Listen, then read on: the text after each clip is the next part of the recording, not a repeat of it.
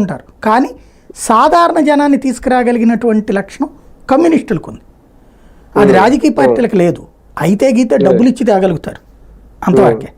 ఇప్పుడు డబ్బులు ఇచ్చేసి ఖర్చు పెట్టి తెమ్మనం అంటే కనుక ఒక్కొక్కళ్ళని ఒక్కొక్క 100 మందిని తెమ్మంటే 100 ఇంటూ ఒక 500 రూపాయలు వేసుకోండి, డబ్బులు వేసుకోవాలి అక్కడ.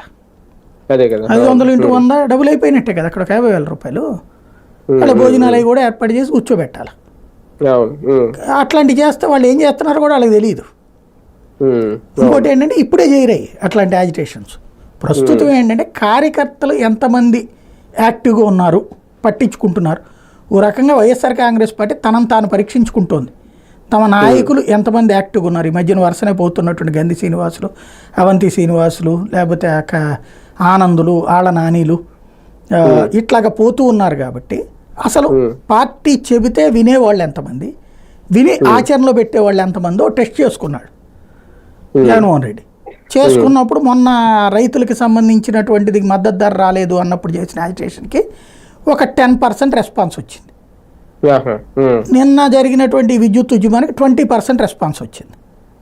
అంటే కొంచెం పెరిగింది, కార్యకర్తలు కొంత యాక్టివ్ అయ్యారు. ఇదే సందర్భంలో మళ్ళీ 3వ తారీఖున ఎలక్ట్రికల్ యాజిటేషన్ చేయాలి. ఇది ఎలక్ట్రికల్ కాదు, ఎలక్ట్రిసిటీ అయిపోయింది. దానికి ఫీజు రియంబర్స్మెంట్ మీద జరగాల్సి ఉంటే దాన్ని